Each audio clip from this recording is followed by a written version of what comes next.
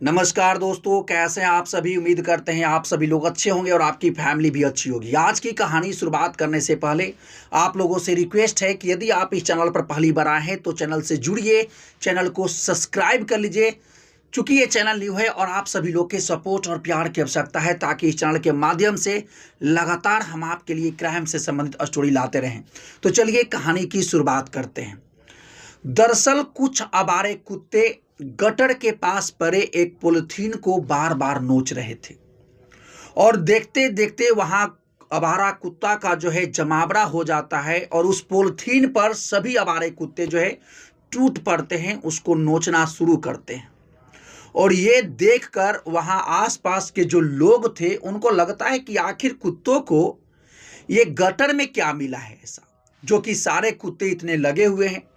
जब वहां के कुछ लोग जो है गटर के पास पहुंचते हैं तो वो देखते हैं कि एक काला पॉलिथीन जो है गटर में पड़ा है और उसमें कुछ गोल सा जो है यानी दिखाई उनको देता है। और कुत्ता चूंकि उनको बार बार उसको नोचा था, उसको फाड़ चुका था। और जब लोग उसको बारीकी से देखते हैं तो लोग जो है उस चीज को देखकर दंग रह जाते हैं, शॉक हो जाते हैं, डर जाते हैं। उनके पैर के नीचे से जमीन खिसक जाता है। वो देखते हैं कि उस पॉलिथीन में जो है एक इंसान का कटा हुआ सिर है। उसके बाद वहां आसपास के इलाकों में एकदम हड़कंप मच जाता है। लोग दहशत में आ जाते हैं कि आखिर एक गटर में इंसानी सिर। उसके बाद जो है वहां नजदीक के प्रशासन को जो है सूचना दी जाती है। प्रशासन आती है, उस सिर को जो है अपने कब्जे में लेती है और उसके बाद जांच पड़ताल शुरू कर देती है कि आखिर ये शख्स कौन है। तो दोस्तों, आज के इस कहानी में हम जानने का प्रयास करेंगे कि आखिर वो शख्स कौन था जिसको इस बेदर्दी के साथ जो है उसका कत्ल कर दिया गया, और आखिर प्रशासन जो है इस कत्ल के रहस्य को जो है कैसे सुलझाती है। तो दोस्तों, आज की जो सच्ची घटना हम आपको सुनाने जा रहे हैं वो गुजरात के एक शहर पड़ता है भरूच, वहां एक इलाका पड़ता है भोलाब, वहां का है। भोलाब इलाका में 28 मार्च को कुछ आवारे कुत्ते वहां गटर के पास पड़े एक पॉलिथीन में जो है लगातार उसको नोच रहे थे। और देखते देखते वहां बहुत सारे आवारे कुत्ते जो है वहां पहुंच जाते हैं और उस पॉलिथीन को नोचना शुरू करते हैं। और जब वो पॉलिथीन को नोच रहे थे तब लोगों का ध्यान जो है उस कुत्ते पर जाता है कि आखिर गटर में ऐसा क्या मिला है जिसके वजह से इतने सारे कुत्ते एक पॉलिथीन पर टूटे हुए हैं और उसको नोच रहे हैं। वहां आसपास के लोग जब वहां गटर के पास जाते हैं तो देखते हैं कि एक काला पॉलिथीन जो है गटर में पड़ा है और उस काला पॉलिथीन के ऊपर जो है कुत्ता लगातार उसको नोच रहा है। और बहुत सारे कुत्ते चूंकि नोचे थे तो उसको फाड़ चुका है। लोगों को लगता है कि उसमें कुछ गोल सा चीज है, और जब लोग उसको बारीकी से देखते हैं तो उसमें पाते हैं कि उसमें इंसान का एक कटा हुआ सिर है। और जैसे ही ये लोग देखे उनके पैर के नीचे से जमीन खिसक जाता है। वो डर जाते हैं, सहम जाते हैं। और उसके बाद पूरे इलाके में अफरा तफरी मच जाती है कि आखिर इंसान का कटा सिर जो है गटर में कैसे। तुरंत जो है वहां के नजदीक के भरूच पुलिस स्टेशन को जो है सूचना दी जाती है। प्रशासन वाले आते हैं और उस कटे सिर को अपने कब्जे में लेते हैं। और प्रशासन को भी ये सिर कटा देखकर ये समझ आ चुका था कि ये जो है मर्डर का मामला है, ये कत्ल का मामला है। और प्रशासन के पास सबसे बड़ी चुनौती तो ये थी कि आखिर ये जब सिर यहाँ पर है तो इसके बाकी बचे शरीर कहाँ पर होंगे। अब प्रशासन को भी ये लग रहा था कि अगर सिर इस गटर में है तो हो न हो इसके बाकी शरीर के हिस्से भी आसपास के ही गटर में होने चाहिए। उसके बाद प्रशासन वहां के आसपास के गटर को छानना शुरू करवाती है। तब जाकर के प्रशासन को कामयाबी भी हाथ मिलती है। उस शरीर के बाकी बचे हिस्से अलग अलग टुकड़ों में अलग अलग गटर से जो है बरामद होता है और ऐसे 9 टुकड़े प्रशासन को मिलता है।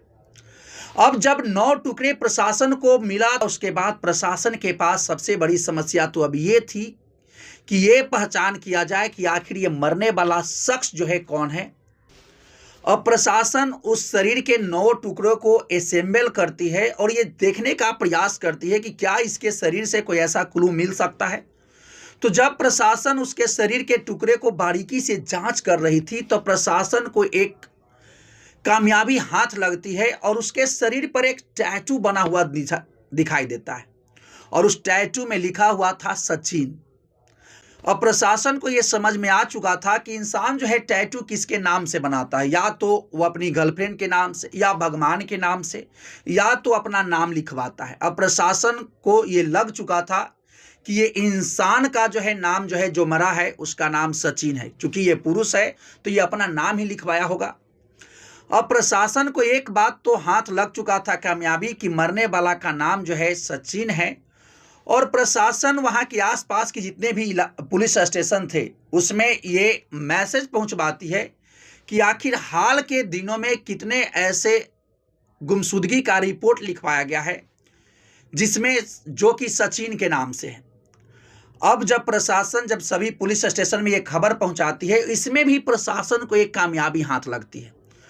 प्रशासन को ये पता चलता है कि एक नज़दीक का एक पुलिस स्टेशन है सी डिवीजन, उसमें जो है सचिन नाम के व्यक्ति का गुमशुदगी का जो है रिपोर्ट दर्ज किया गया है। जब प्रशासन उस रिपोर्ट दर्ज करने वाले शख्स को के बारे में पता करती है तो प्रशासन को पता चला कि वो जो है शख्स का नाम जो है मोहित चौहान है, जो अपने भाई के गुमशुदगी का जो है रिपोर्ट लिखवाई है। अब प्रशासन मोहित चौहान को बुलाती है और मोहित चौहान से पूछती है कि आखिर जो है जिसके बारे में आपने गुमशुदगी का रिपोर्ट लिखवाया है वो कौन है। तो वो बताता है कि मेरा भाई जो है जिसका नाम सचिन है वो कई दिनों से जो है हमसे बात नहीं हो रहा है और इस वजह से उसकी गुमशुदगी का रिपोर्ट लिखवाया गया है। प्रशासन मोहित चौहान को बताती है कि हमको एक शव प्राप्त हुआ है, उस पर सचिन लिखा हुआ है, शायद तुम चाहो तो इसको शिनाख्त कर सकते हो। जब मोहित चौहान उस डेड बॉडी के पास पहुंचता है तो मोहित चौहान उस डेड बॉडी को देख करके जो है यानी चीखने लगता है, चिल्लाने लगता है, जोर जोर से रोने लगता है। अब प्रशासन उस मंजर को देख ये समझ चुकी थी कि वो जो मरा है शख्स वो सच में सचिन ही है और ये जो है इसका भाई है। अब प्रशासन को तो ये समझ में आ चुका था कि आखिर ये मरने वाला कौन है और इसके परिवार कहाँ रहते हैं, ये सभी बातें समझ आ चुकी थी। लेकिन अब सबसे बड़ा सवाल प्रशासन के सामने ये था कि आखिर सचिन को मारा किसने, आखिर कौन वो शख्स है जो कि सचिन से दुश्मनी रखता है। अब प्रशासन जो है सचिन के दोस्त और दुश्मनों का लिस्ट खंगालना शुरू करती है। तो प्रशासन जब इसके लिस्ट को खंगाल रही थी तो प्रशासन को ये पता चला कि सचिन का कोई दुश्मन ही नहीं है, जितने भी लोग हैं सभी के सब जो हैं इसके दोस्त ही हैं। जब प्रशासन सचिन के दोस्तों का लिस्ट खंगाल रही थी तो इसके दोस्त में से एक नाम सामने आता है शैलेंद्र, जो कि शैलेंद्र जो है इसी के गांव का रहने वाला है और इसी के साथ जो है गुजरात के भरूच में रहकर यानी काम करता है। और यही शैलेंद्र जो है यानी इसके बड़े भाई मोहित चौहान के साथ आकर गुमशुदगी का रिपोर्ट भी लिखवाया था। अब प्रशासन को लगता है कि शायद कुछ क्लू जो है शैलेंद्र से मिलेगा, इस वजह से प्रशासन शैलेंद्र से अप्रोच करना शुरू करती है, शैलेंद्र को अपने पास बुलाने का प्रयास करती है। लेकिन जैसे ही शैलेंद्र को यानी कॉल मिलाया जाता है तो प्रशासन को यहाँ पर शौक लगता है। शैलेंद्र का मोबाइल जो है स्विच ऑफ बताता है और शैलेंद्र जो कि गुजरात के भरूच में रहता था वो वहां से भाग करके जो है अपने गांव पहुंच जाता है। अब प्रशासन को हल्का हल्का शक जो है शैलेंद्र के ऊपर जाना शुरू होता है। उसको लगता है कि उसके अपने परम दोस्त का जो है कत्ल किया गया है और वो गुमशुदगी का रिपोर्ट भी लिखवाया है, और ऐसे कैसे हो सकता है कि बीच में जांच ही चल रहा है और वो अपने घर चला जाए। अब प्रशासन को एक इशारा मिल चुका था कि शैलेंद्र ही वो शख्स हो सकता है जो शायद ये जानता है कि सचिन का कत्ल किसने किया। उसके बाद गुजरात में एक पुलिस का टीम बनाया जाता है और उत्तर प्रदेश के पुलिस से संपर्क साधा जाता है और उसके बाद जो है शैलेंद्र को गिरफ्तार किया जाता है और शैलेंद्र से पूछताछ किया जाता है कि आखिर तुम जो है यानी सचिन को क्यों मारा। लेकिन शैलेंद्र शुरुआत में जो है आनाकानी कर रहा था, कुछ बता नहीं रहा था, लेकिन प्रशासन जब सख्ती बरतती है तब शैलेंद्र सच बताना शुरू करता है। वो बताता है कि हाँ, हम ही हैं जो कि सचिन का कत्ल किए हैं और उसके शरीर को 9 टुकड़ों में बांटकर अलग अलग गटर में फेंक दिए थे। अब प्रशासन को तो ये पता चल चुका है कि मारने वाला कौन है, लेकिन अब सबसे बड़ा सवाल ये है कि आखिर शैलेंद्र जो है अपने ही दोस्त का कत्ल क्यों किया। तब शैलेंद्र बताता है कि जिस सचिन के बारे में आप जानते हैं वो सचिन अच्छा नहीं था। वो बताता है कि मेरे मोबाइल में जो है मेरा और मेरी पत्नी का कुछ पिक्चर था और जो कि प्राइवेट पिक्चर था, वो सोशल मीडिया या किसी को दिखाया नहीं जा सकता था। और वो पिक्चर जो है सचिन एक दिन देख लेता है और उसके मोबाइल से किसी प्रकार से अपने मोबाइल में ले लेता है और उसके बाद उस पिक्चर को दिखा करके जो है शैलेंद्र को बार बार जो है टॉर्चर करता था, ब्लैकमेल करता था। और इतना ही नहीं, सचिन जो है शैलेंद्र से जो है पैसे भी ऐंठता था और इस बात से जो है शैलेंद्र परेशान था। वो चाह रहा था कि किसी प्रकार से सचिन उस पिक्चर को डिलीट कर दे, लेकिन वो करने को तैयार नहीं था। अब शैलेंद्र जो है सोचना शुरू करता है कि आखिर क्या ऐसी तरकीब लगाई जाए जिससे कि ये पिक्चर जो है सचिन से डिलीट किया जा सके। अब 24 मार्च को शैलेंद्र एक साजिश रचता है और शैलेंद्र अपने दोस्त सचिन को कहता है कि चलो आज तुमको हम पार्टी देंगे, आज जो है मेरे रूम पर जो है पार्टी रहेगा।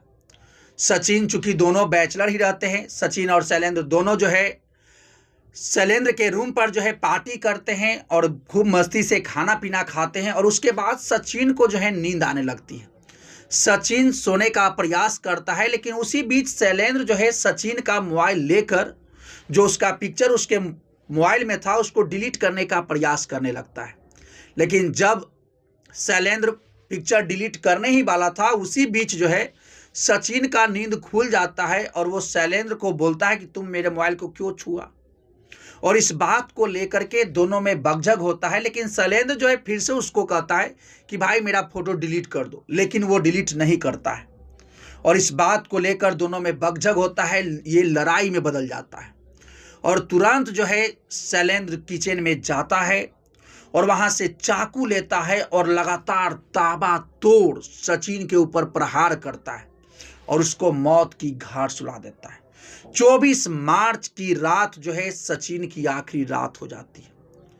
रात भर किसी प्रकार से कटता है। उसके बाद 25 मार्च को शैलेंद्र अपने काम पर भी जाता है और वो काम से जब लौट रहा था, बड़े बड़े काले पॉलिथीन खरीदता है और एक नाइटी खरीदता है। उसके बाद अपने रूम पर आने के बाद इत्मीनान से सचिन के शरीर के टुकड़े करता है और 9 भाग में बांटता है और सभी पॉलिथीन में डाल करके जो है और लेडीज का जो है नाइटी पहन करके बाहर जाकर अलग अलग गटर में फेंक देता है। और नाइटी पहनकर इसलिए जाता था ताकि किसी को शक न हो कि ये पुरुष है।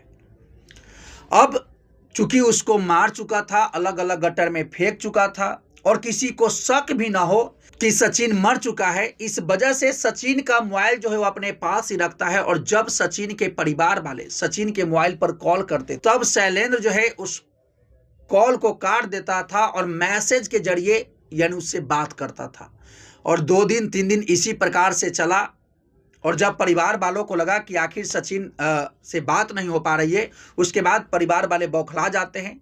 अब शैलेंद्र यहीं पर नहीं रुकता है। शैलेंद्र जो है उसका एटीएम कार्ड लेता है और उसका एटीएम कार्ड लेकर के जो है अपने घर की ओर सफ़र करता है और उसका एटीएम कार्ड के ऊपर जो है उसका पिन लिख करके ट्रेन में छोड़ देता है ताकि किसी को मिलेगा और वो इस एटीएम का उपयोग करेंगे, पैसे निकालेंगे और ये पता नहीं चलेगा कि आखिर ये काम कौन किया है और प्रशासन जो है भ्रमित रहेगी।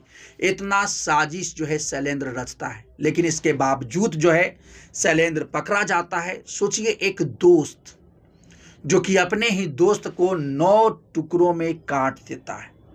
तो दोस्तों, यही पूरी कहानी थी। ये कहानी सुनाने का उद्देश्य किसी को हताश करना या परेशान करना नहीं है, बल्कि आपको जागरूक करना है, आपको सचेत करना है। यदि आप इसी प्रकार से क्राइम से संबंधित स्टोरी सुनना चाहते हैं तो इस चैनल से जुड़िए, चैनल को सब्सक्राइब कर लीजिए। तो चलिए मिलते हैं नेक्स्ट वीडियो में नेक्स्ट क्राइम के कहानी के साथ। तब तक के लिए thank you, best of luck, जय हिंद, जय भारत।